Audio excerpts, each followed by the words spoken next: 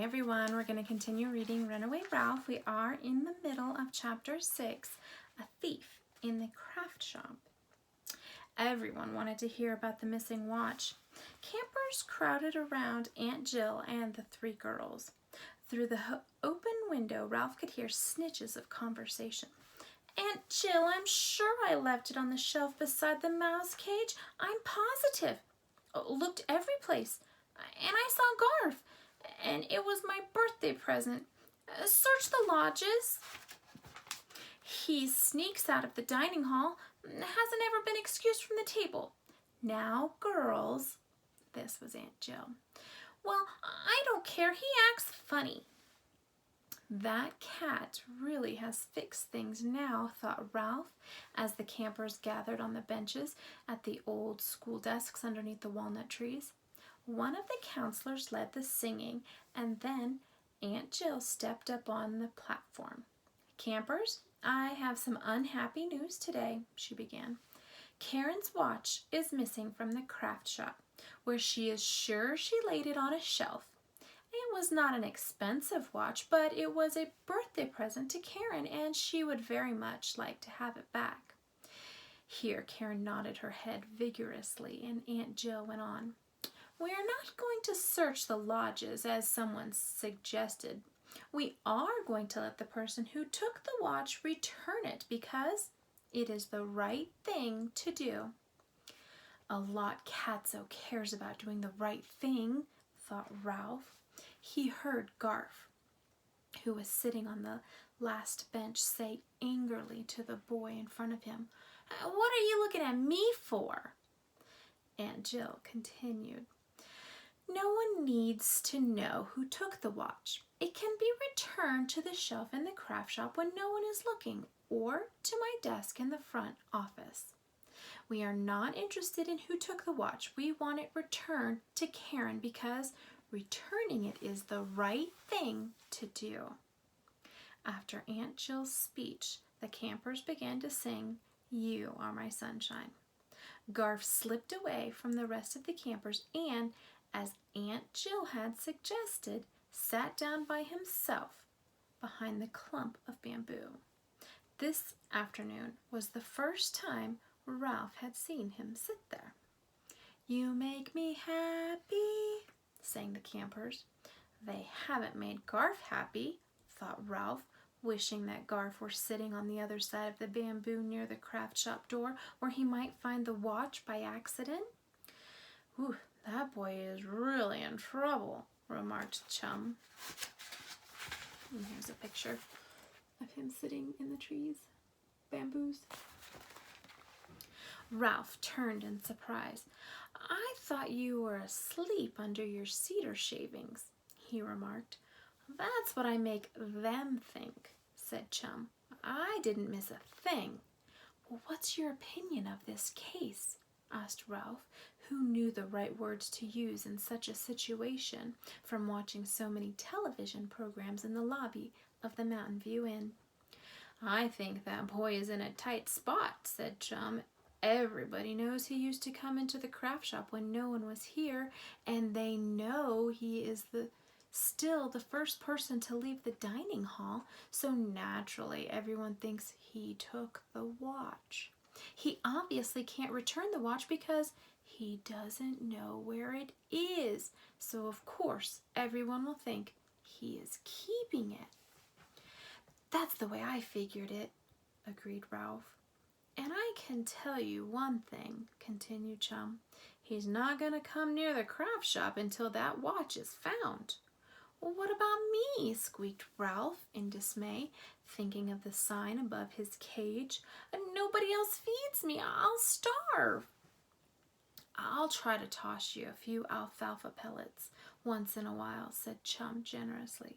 My aim isn't so good, but I should be able to get one into your cage now and then, enough to keep you going. Going where? Wondered Ralph. No place. What was to become of him when the summer ended and all the campers went home? Would Garth take him away, or would everyone forget him and leave him to starve? He did not want to spend the rest of his life in a cage. and he certainly did not want to be kept alive on a few cast-off alfalfa pellets only to starve at the end of summer. There was just one answer. Ralph had to escape. The campers finished a rousing chorus of "You Are My Sunshine," and when Ralph's sharp ears caught a sound that had him on his feet in an instant, it was the sound a boy uses to make a toy motorcycle go. It was made softly as if by a boy alone in his thoughts. Garv had found Ralph's motorcycle. "Hey," squeaked Ralph at the top of his small voice, "that's my motorcycle." Garv stopped pushing the motorcycle across the bamboo leaves just long enough to make Ralph think that he might have heard.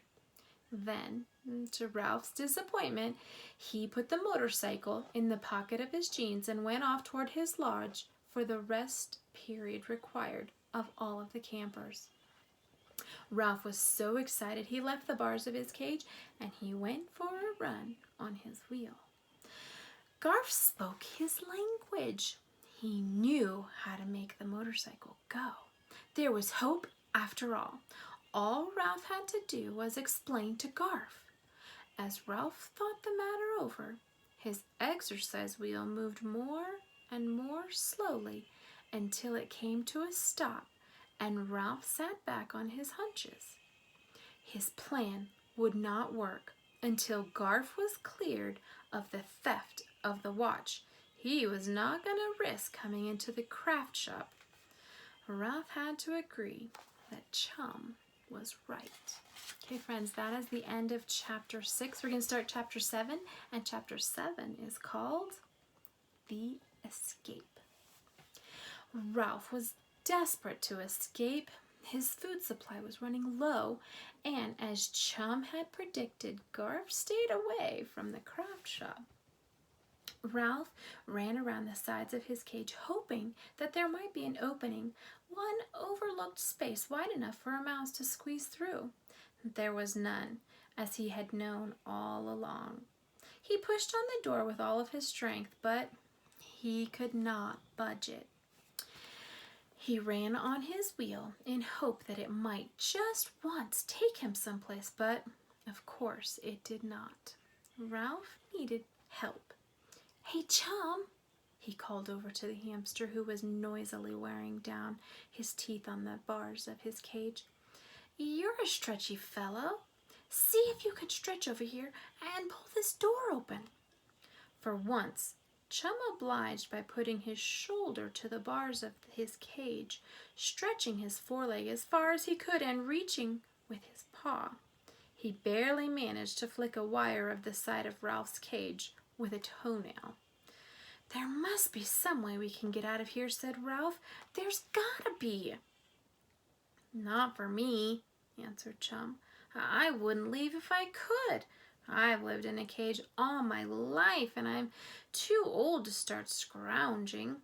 Besides, I rather enjoy trying to bite the hand that feeds me." "Well, I would rather scrounge than starve," said Ralph. He still had a supply of food, but pawed through some old sunflower seed husks to make sure he had not missed any edible bits. Over in the dining hall, the campers, unaware that a mouse was soon to starve, sang with gusto. "The ants go marching 2 by 2, hurrah, hurrah. The ants go marching 2 by 2, hurrah, hurrah. The ants come marching 2 by 2, and the little one stopped to tie his shoe." And as his food supply dwindled further, Ralph felt nervous and guilty. His mother had taught him to store food. The sight of the campers' mosaics made of dried peas and beans was hard to bear. He felt he would no longer object to a little dried glue on his food. When Chum managed to toss an alfalfa pellet into his cage, he was humbly grateful. Outside his cage, the campers went about their activities, unaware of the desperate mouse in the craft shop.